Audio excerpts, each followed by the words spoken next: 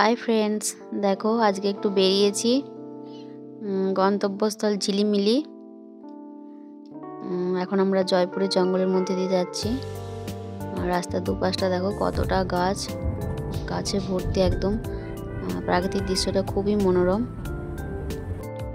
এইখানে দেখো একটা খেজুর গাছ আছে, খেজুর গাছেতে একটা হাঁড়ি বাঁধা রয়েছে, মানে গাছ থেকে খেজুরের রস কালেক্ট করা হচ্ছে আর কি। এই রস থেকে খেজুরের গুড় তৈরি হয়। এখানে কিন্তু অনেক গাছ রয়েছে, একটা দুটো নয়, পুরো বাগান রয়েছে।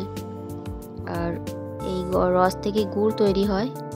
আর শীতকাল মানে জানোই তো খেজুরের গুড় কতটা সুস্বাদু, কতটা লোভনীয়। দেখো এটা গুড় তৈরি করা একটা উনান বা শাল। আর এখানে ওনারা অনেক জ্বালানি সংগ্রহ করে রেখেছে, মানে এগুলো খেজুর গাছেরই ডাল সম্ভবত দেখে মনে হলো। আর এটা খেজুরের গুড় তৈরি করা পাত্র। আমরা এখানে থেকে কিছুটা গুড় কালেক্ট করেছি।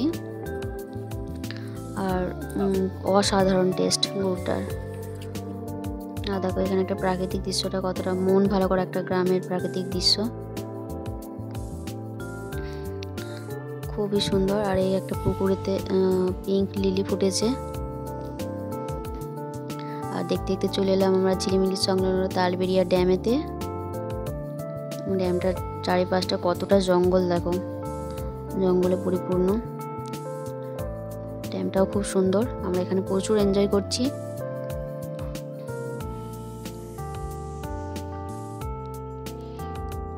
দেখো এখানে একটা হাত বাড়ি জল থেকে একটা ছোট্ট গুগলি ধরেছি, ছোট্ট করে একটা গুগলি। জলে দেওয়ার ছেড়েও দিলাম গুগলিটাকে। আর দেখো আমরা একটা নৌকায় চড়েছি, ওই ড্যামটাই ঘুরবো বলে। ড্যামটা খুব সুন্দর চারিপাশটা। দেখো আমরা ঘুরেও ফেললাম, পুরো ড্যামটা ঘোরা হয়ে গেল। খুব সুন্দর একদম। ঘুরতে ঘুরতে প্রচুর খিদে পেয়েছে, চলে এলাম ওই ঝিলিমিলি রিমিল হোটেলে। হোটেলে দেখো ভেতরটা কত সুন্দর, আর বাইরের দৃশ্যটাও ততটাই সুন্দর। ভেতরটা যতটা এরকম, বাইরের দৃশ্যটাও কিন্তু খুবই সুন্দর। দেখো দেখতে দেখতে এই যে এদিকে খাবার চলে এসেছে।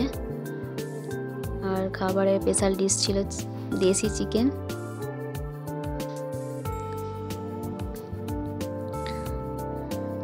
খাবারটাও খুব সুন্দর একদম। আর এদিকে ভাত খেয়েছি, আর দোল খাওয়ানো, এটা কি আর হয়। দেখো এদিকে একটু দোল খেয়ে নিলাম। ওকে বাই, আজকের মতো টাটা, আবার দেখা হবে।